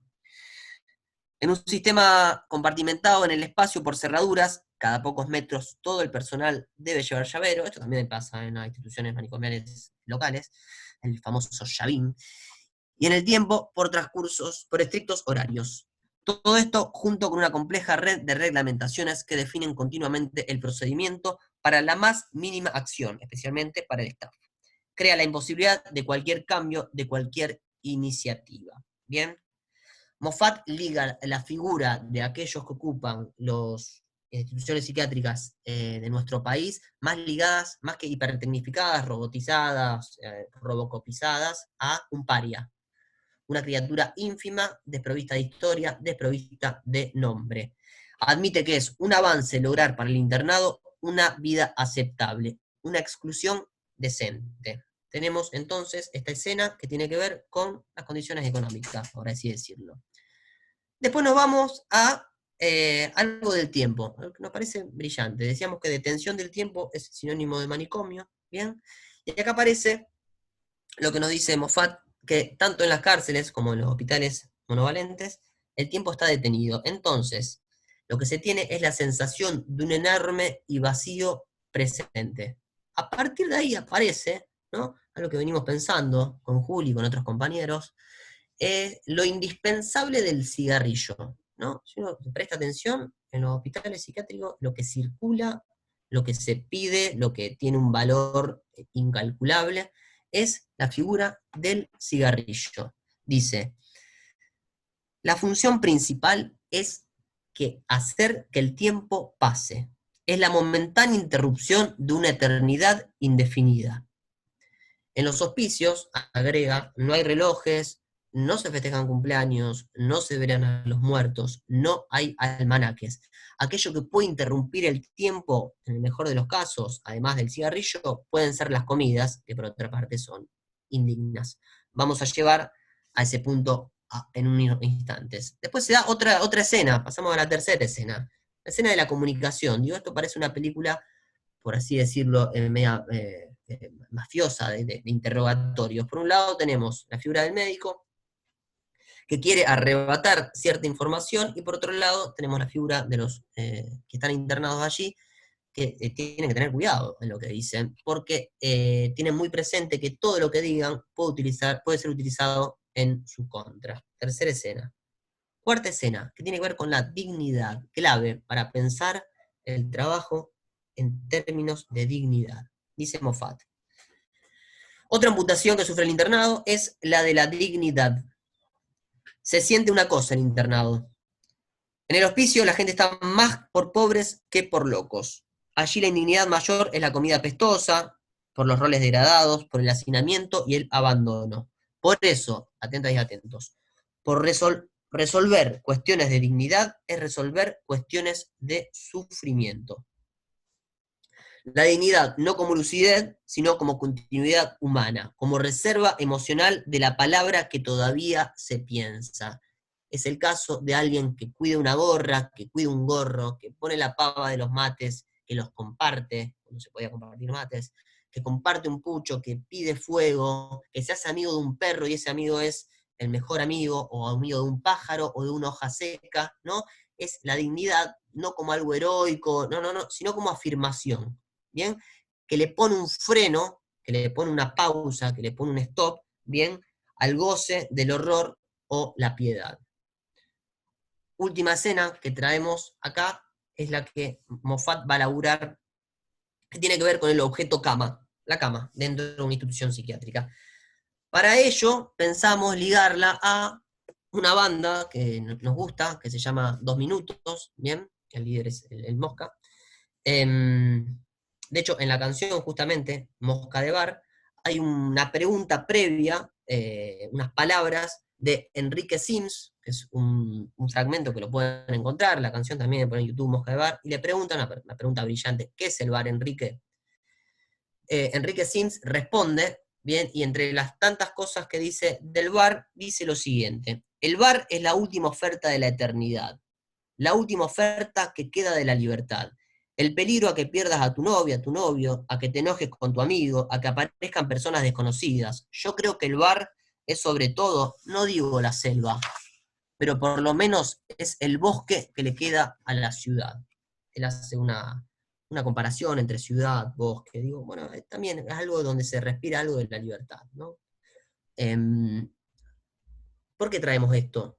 Porque Moffat ubica, en este último suspiro de la libertad, que la cama, en las instituciones psiquiátricas, hace las veces de este lugar de privacidad, de libertad, que le queda, bien, al interno, en una institución donde todo el tiempo se encuentra vigilado, se encuentra observado, se encuentra reglado. Entonces, por ejemplo, taparse la cabeza hasta arriba, bien, es introducirse en un espacio propio, bien, donde ahí no interviene otro, algo, ¿no? Que tiene que ver con la intimidad, con lo privado, ¿no? Y a partir de ahí esta cama, y esto es real, funciona como baúl, digo, porque se guarda la ropa, se guarda comida, es un lugar donde se puede dejar elementos de valor, ¿no? Cumple este rol en el mejor de los casos, digo, porque no siempre es así, digo, en el mejor de los casos la cama, ¿no? Tiene este rol dentro de las instituciones.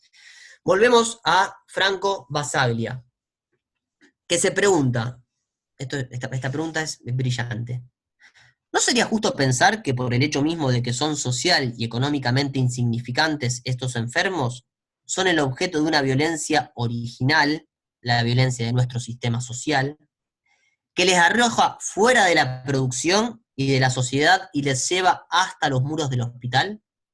¿No se trata simplemente de aquellos que partiendo de una situación desfavorable están perdidos por anticipados?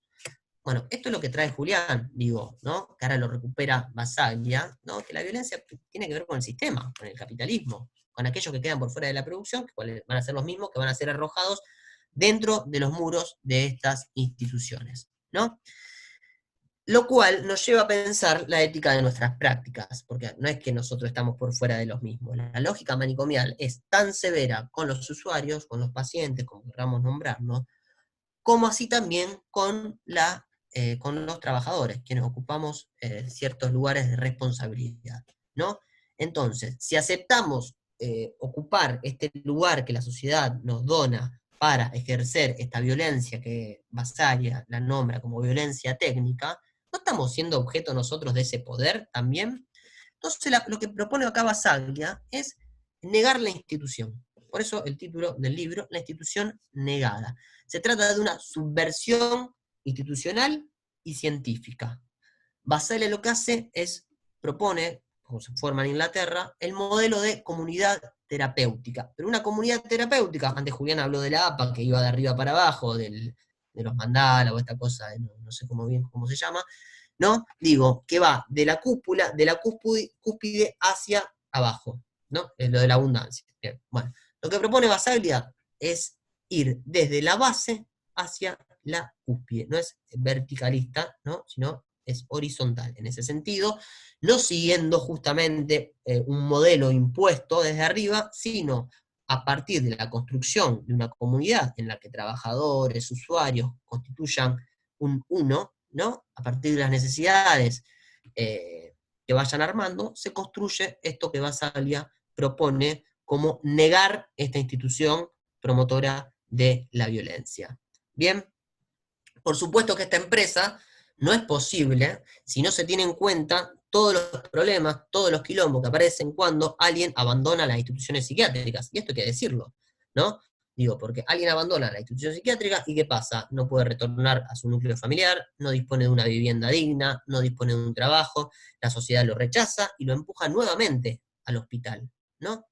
Piensen que ya en la segunda mitad del siglo XX, Basaglia, allá en el camino, dice que es imposible abordar problemáticas de salud mental si no es desde una perspectiva interministerial. ¿Qué queremos decir? Si queda reducido únicamente la salud ocupándose de la problemática de salud mental, eso tiene un límite, ¿no? Como Cooper o Line cuando atienden al de Pink Floyd, lo cual está, por supuesto, bueno, hasta ahí sí podemos situar el límite. Ahora, si todo queda en manos de salud, tenemos un problema. La propuesta que hace Basaglia es intervenir en el campo de la salud mental desde una concepción interministerial. Entonces ahí interviene Ministerio de Trabajo, Ministerio de Salud, Ministerio de Cultura clave, Ministerio de Vivienda, etcétera, etcétera, etcétera. La concepción interministerial de la mano con la interdisciplinaria, porque los equipos que constituye Basalia tienen desde psicólogos, psiquiatras, trabajadores sociales, músicos, musicoterapeutas, ¿no? Digo, bueno, eso es la interdisciplina. Interministerial e interdisciplina están en el espíritu de nuestra Ley Nacional de Salud Mental, 26.657, que la vamos a abordar, ya la hemos nombrado, la abordaremos en clases más adelante. Bien, nos ponemos, para ir cerrando, ya en lo que es el recorrido de las experiencias que le permiten a Basalia volcar todo esto en tantas obras, una de las cuales es el libro este que mostró Juli, que es La institución negada. Nos ponemos a hacer un poco de historia. En el año 1961, y esto lo vamos a ver en la película, Había una ciudad de locos, material indispensable, obligatorio, brillante, enriquecedor, y todos los adjetivos que se les ocurran, vamos a ver cómo se las hacemos llegar. Clave, película dividida en dos partes, la experiencia de Gorizia, que esta era de 1961, y la experiencia de Trieste, que vamos a hablar ahora. Eso es necesario que lo vean, es un material audiovisual muy rico. Decimos, en el 61 Basalia lo nombran como director del hospital de Gorizia. Bien, da un discurso apenas llega, interesante, que dice: una persona con una enfermedad mental entra en el manicomio como persona para convertirse allí en una cosa. El paciente, en primer lugar, es una persona, y como tales deben ser considerados y atendidos. Y nosotros estamos aquí para olvidarnos que somos psiquiatras y para recordar que somos personas. Clínico, puro, ¿no? Un tiempo después lo despojan por la serie de transformaciones que hacen este hospital, lo sacan de Gorizia, pero le dan el cargo del Hospital San Giovanni de Trieste. Bien, ahí inaugura una serie de transformaciones dentro del hospital. Él lo recibe, atento con este dato, 1.182 personas internadas, bien, y empieza una revolución que va desde quitarle las rejas que rodeaban la institución hasta abrir el hospital, salidas terapéuticas de los pacientes, movilizaciones culturales por la ciudad de Trieste, movidas culturales que tienen que ver con la música, la comunidad participando activamente de este proceso, concebir al otro como un sujeto de derecho y no como un objeto de prácticas, bien, talleres artísticos, él aborda toda esta serie de transformaciones en el hospital más de una cuestión cultural, bien, que de una cuestión técnica. ¿Ustedes entienden? Más de una cuestión cultural, digo, para producir efectos en la sociedad. De hecho, ellos tienen un símbolo que es un caballo azul, que lo vamos a ver seguramente en alguna que otra imagen o video, el cual lo pasean, bien, en la película es brillante la escena esa, lo pasean por la ciudad, y no vamos a spoilear mucho más, bien, hasta que en un momento Basalia da un paso más y dice, no, bueno, no se trata de transformar el hospital psiquiátrico, sino de cerrarlo, de clausurarlo, de eliminarlo. Bien, si el manicomio tiene sus puertas abiertas, va a ser una posibilidad latente, bien, va a estar ahí y es un lugar donde uno puede llegar, bien, cualquiera, bien, acá no hay, acá es cualquiera puede llegar al hospital. Bien, entonces empieza toda una política por fuera del hospital, funda los centros de salud mental, bien, con base comunitaria, para atención a cierta cantidad de ciudadanos italianos, se dividen por cada miles y miles de personas. Las internaciones tendrían que ser en los hospitales generales, que están en el espíritu de nuestra ley, y no en los hospitales psiquiátricos. Toda esta lucha incansable, y decimos incansable porque hay algo que esto después el cuerpo de Basalia lo toma, se materializa en la ley 180, o conocida popularmente como la ley Basaglia, bien, que el 13 de mayo del año 1978 el Senado italiano le da el visto bueno, se aprueba esta ley, que impide la creación de nuevas instituciones y obliga al cierre paulatino, pero constante, de los manicomios, sin prisa, pero sin pausa, bien, proceso que dura aproximadamente 20 años, finalizando la década del 90, recién se puede poner en la totalidad de marcha de lo que es esta ley, con muchísima fuerza. Basalia muere un año después que sale esta ley. Hay una reducción de 90.000 camas psiquiátricas hay una eliminación, perdón, de esas 90.000 camas psiquiátricas, y los servicios, digo, porque claro, no es que eliminar un hospital psiquiátrico es desatención, en absoluto.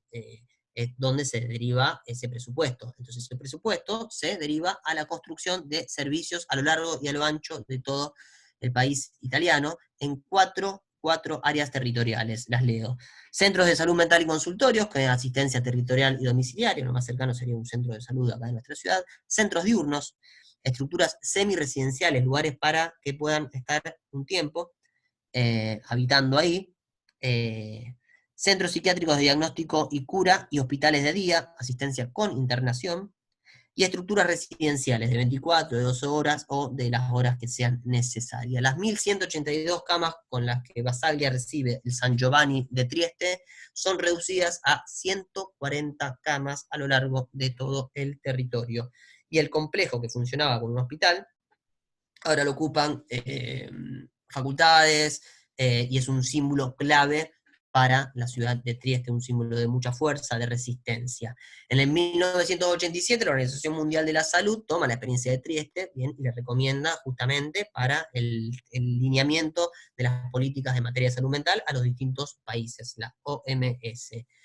Para cerrar esto, nos parecía pertinente leer unas palabras de Basaglia que da en una de sus tantas visitas al país vecino, a Brasil, que tiene una impronta basaliana muy fuerte. Acá lo tenemos en el Hospital Lanús, que hablamos la clase pasada con Mauricio Goldenberg. Bien, la reforma de Brasil, que vamos a hablar en la próxima clase, recupera el espíritu de Franco Basaglia, y en el año 1979 Basaglia nos decía lo siguiente: lo importante es que hemos demostrado que lo imposible se hace posible. 10, 15, 20 años atrás era impensable que el manicomio se pudiera destruir. Tal vez los manicomios volverán nuevamente a ser cerrados, y tal vez más cerrados que antes, no lo sé. Pero de todos modos hemos demostrado que se puede asistir a la persona con problemas mentales de otra manera. Y este testimonio es fundamental. Yo no creo que el hecho de que una acción logre generalizarse signifique que ganamos. El punto importante es otro. Es que ahora sabemos lo que se puede hacer. Hasta aquí las experiencias de la antipsiquiatría inglesa y la experiencia italiana con Franco Basaglia a la cabeza. Vamos a enviarles esta clase con material de lectura.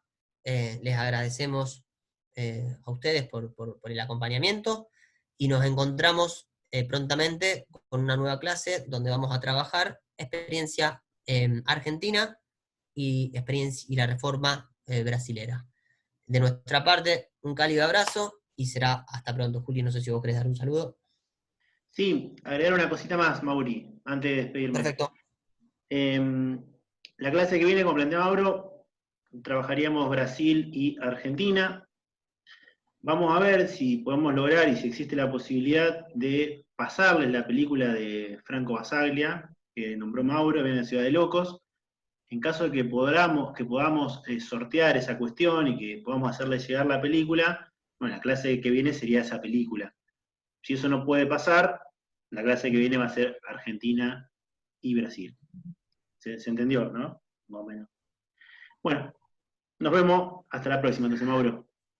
Hasta la próxima, Juli. Hasta pronto a todos y todas. Chau. Chau.